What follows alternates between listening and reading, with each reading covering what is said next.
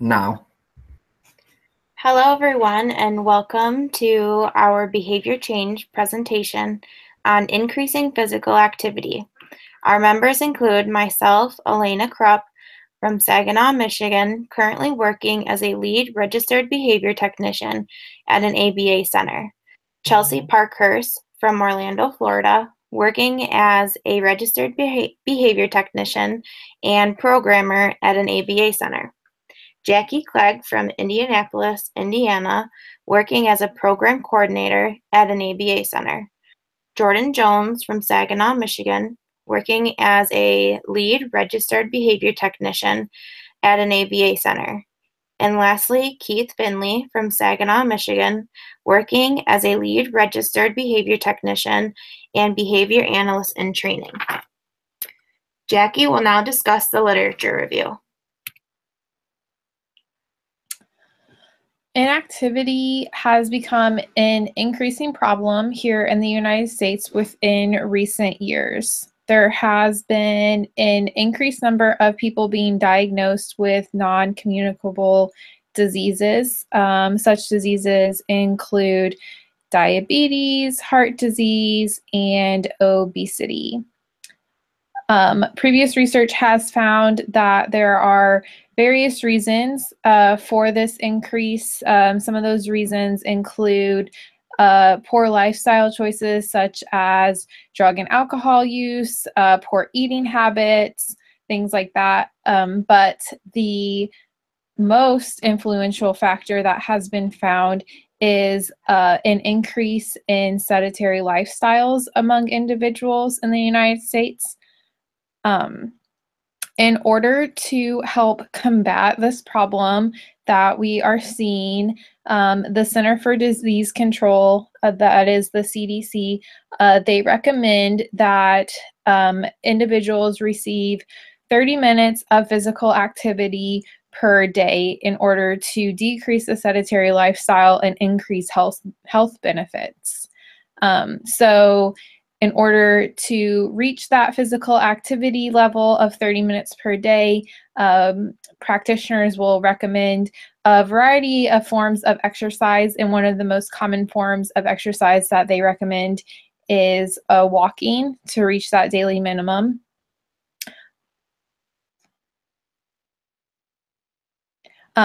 In order to track walking, there have been devices that have been created, such as pedometers, and in recent years, step tracking devices have really increased in their availability and reliability among the general public. Along with tracking steps, this has proven to be a good form of monitoring for individuals. Research has proven that self-monitoring activities such as step tracking has been successful in changing behaviors in the past. So self-monitoring has shown to help change behaviors such as those trying to kick drug addiction, those trying to work on task behaviors, those trying to work on disruptive behaviors. So self-monitoring has been successful in changing all of these behaviors. So there is great potential for self-monitoring to be an effective form of changing levels of physical activity. And so using a step tracker such as a pedometer or another form of a step tracker really makes self-monitoring widely available to the everyday use of individuals. Also, there is research that shows that a majority of adults in America independently already track some type of health data, so whether that be physical activity or food intake or water intake, anything like that, sleep cycles. A lot of adults independently already track these things, and so that shows that self-monitoring is a preferred method to use to help change behavior. In addition to those who are already tracking their behaviors on their own. 40% of the adults that already track their behaviors have engaged in some sort of information seeking as a result of the behavior. So whether that be seeking information from a physician as a result of what they have seen in their own data when they're monitoring their own activity levels.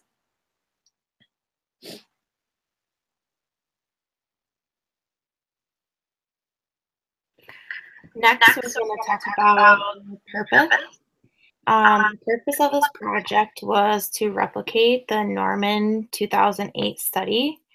In Norman's study, the purpose was to determine if self-monitoring and feedback increase physical activity. So the purpose of our current study was the same, to determine if self-monitoring and feedback on the number of steps taken per day increased our physical activity. We used a multiple baseline design across participants with a reversal back to baseline. Physical activity is important to study as fitness is an imperative aspect of health and wellness as a population.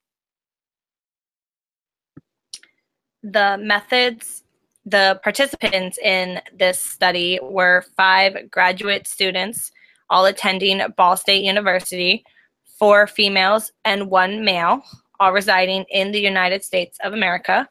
Jackie is a 23-year-old female, Chelsea a 24-year-old female, Jordan a 24-year-old female, 4-year-old female, and Keith a 23-year-old male.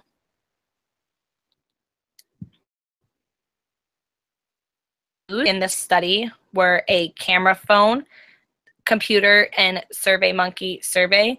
Step tracking devices used were an Apple Watch, Fitbit, pedometer, and the Android app. The intro observer agreement. Each participant took a picture of their device displaying the number of steps taken that day and sent the pictures to the group text message at the end of each day. The IOA was calculated by looking at the picture sent in the text and comparing the number in the picture to the step number that were recorded on the log in Google Documents. IOA scores were calculated in percentage form by calculating the number of agreements divided by the number of agreements plus disagreements times 100. IOA across all participants was 100%.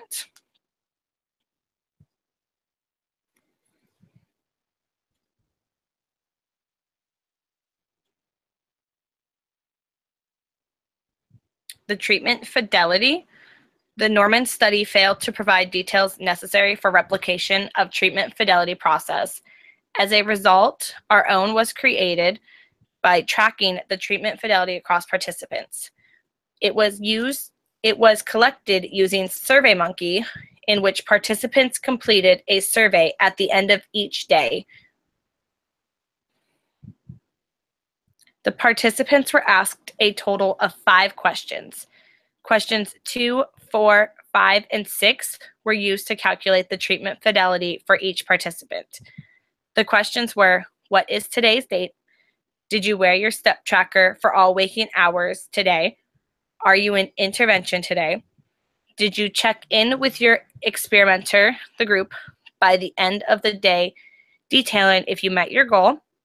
Did your experimenter group provide you with feedback at the end of the day regarding your goal? Did you experience any technical difficulties today that may have impacted your step data? For example, devices being reset by accident, the tracker batteries dying, or trackers failing to record steps.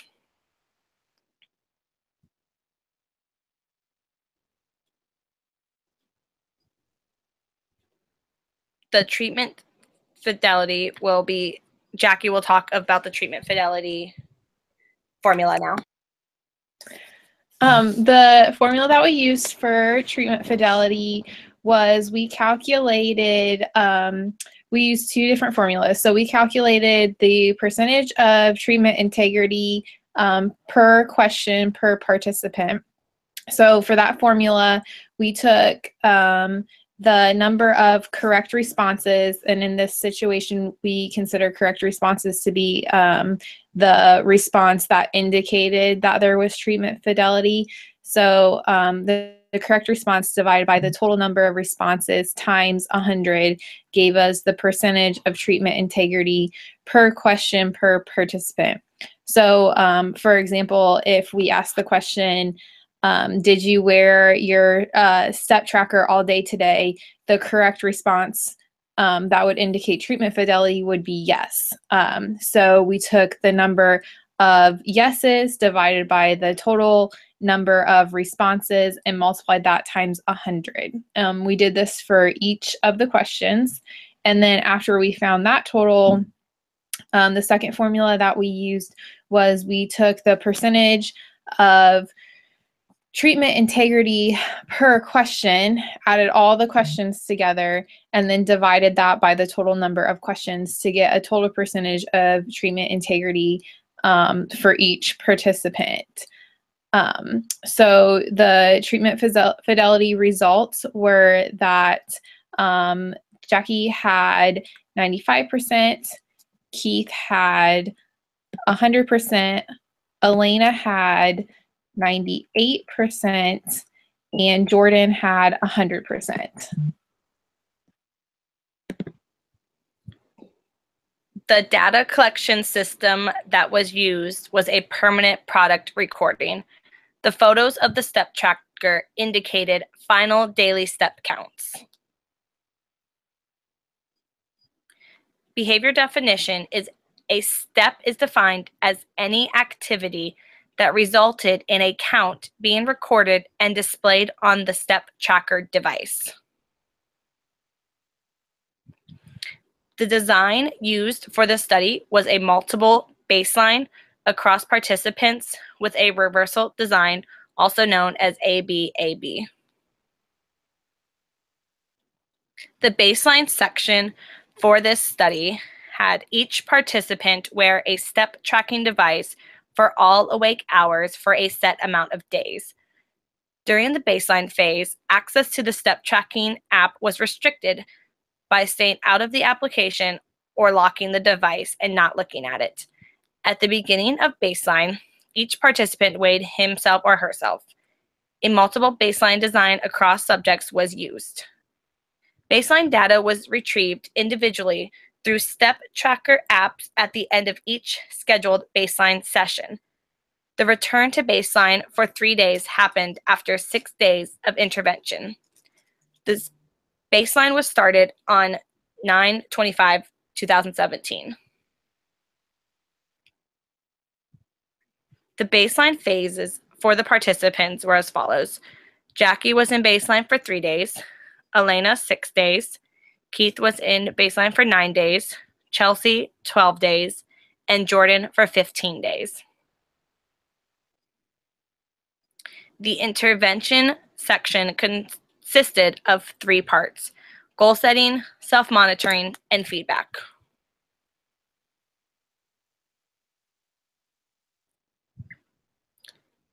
Daily text messages were sent in the group chat text message by stating the total number of steps completed that day, along with the picture of the device. Daily totals were entered into a daily log on Google Documents.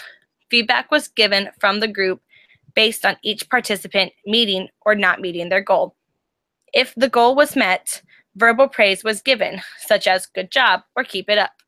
If the goal was not met, then an encouragement statement was given, such as "you can do it" or "give it a little more effort."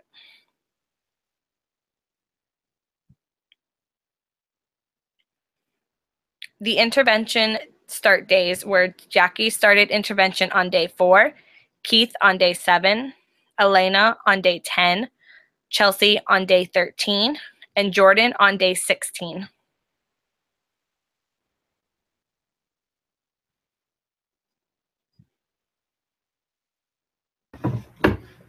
For the purpose of this presentation, we have divided each participant's graphs and data onto separate slides. For the first participant, we have Jackie, in which Her average during baseline was 6,221 steps, with a range from 245 to 10,637.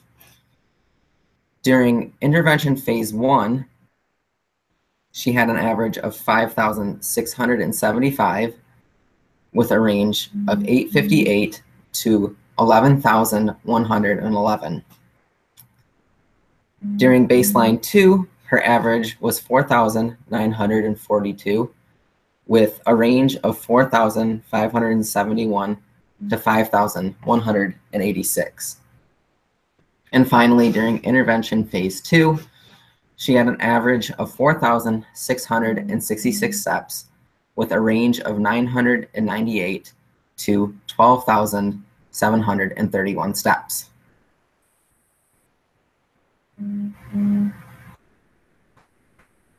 Next, we have Elena. Elena's baseline 1 had an average of 5,544 steps in a range of 3,807 to 6,736 steps. During the first intervention phase, she averaged 5,706 steps and had a range of 3,134 to 8,129 steps. During the second baseline, she had 4,092 steps as her average and ranged from 2,459 to 6,023. Finally, in her intervention phase 2, she had an average of 5,856 steps with a range of 1,928 to 15,385 steps.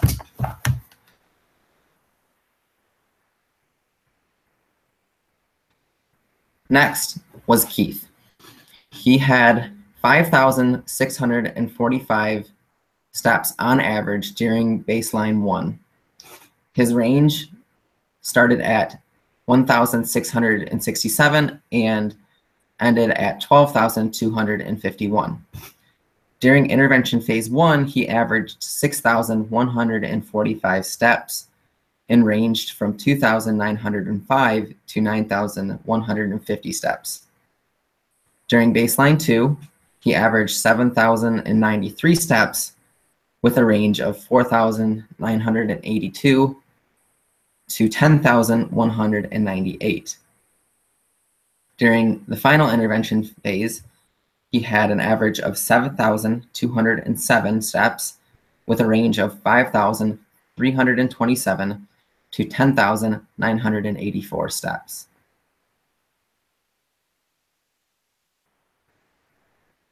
The next participant we had was Chelsea. Chelsea's baseline 1 had an average of 7,122 steps. Her range started at 1,971 steps and ended at 9,362 steps. During the first intervention, she averaged 9,484 steps and ranged from 5,048 to 14,167 steps.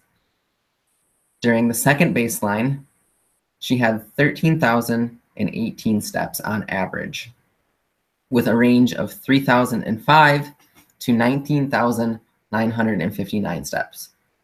And in her final phase of intervention, she had an average of 7,874 steps and a range of 2,854 to 13,310 steps.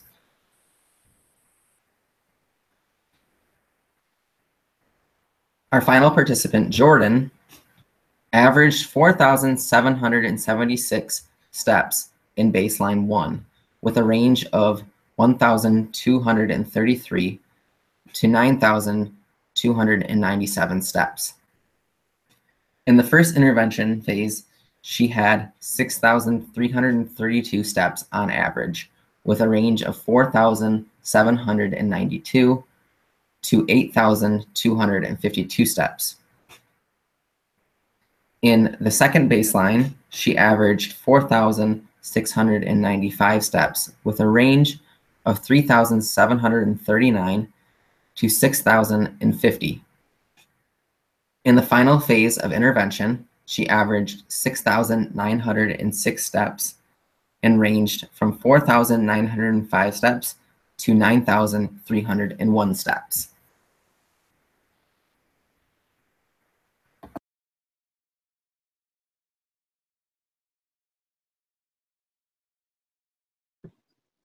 I apologize for the technical difficulties. I will now go over how intervention was calculated for the goal setting. After baseline was complete for each participant, they averaged the number of steps they took from using all the baseline data points. Each participant's average number of steps from baseline functioned as their goal number 1 during the intervention phase. It was calculated by adding day 1 baseline plus day 2 baseline plus day 3 baseline, and so on and so forth, divided by the number of days in baseline. For example, Chelsea's was divided by 12 numbers of days in baseline. If their goal was not met for 2 out of the 3 days, then the goal did not increase. If the first goal was met 2 out of 3 days of intervention, then the goal would increase. Goal 2 was increased by adding together the 3 days of intervention and dividing it by 3.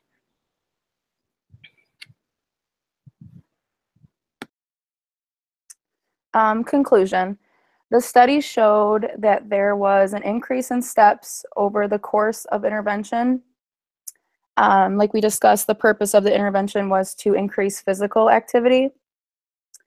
Based on the results from the participants, the data showed wearing and using a step tracker device can increase physical activity.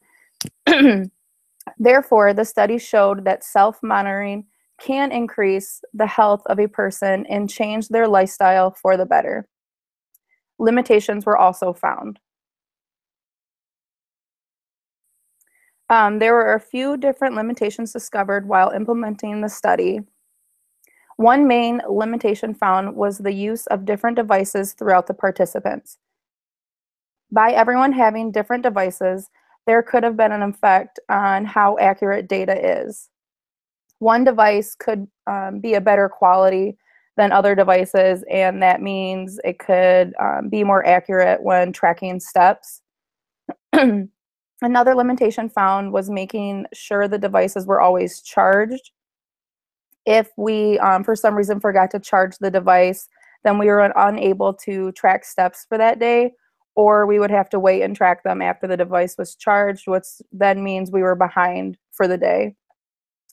Also, forgetting to wear the device was a limitation that we often found sometimes, like being rushed in the morning, forgetting to grab it off the charger, and then going to work and then not having it on us. We also found that once we recorded our steps for the day, we would submit the total to the group log. And we would often do this like right at the end of the day before we got into bed. And then we would take our watches off. And then also sometimes found like after we'd taken our watches off for the day, we would get back up to do something in the house or wherever and not put the watch back on and taking more steps, but have already submitted a total for the day. 2 participants, Keith and Chelsea, were both on vacation at different times during the intervention. So the vacations could have an effect on their level of physical activity. We had one that was going hiking, so she was taking more steps, and then she would normally on an average day, like just say at work, on her normal schedule.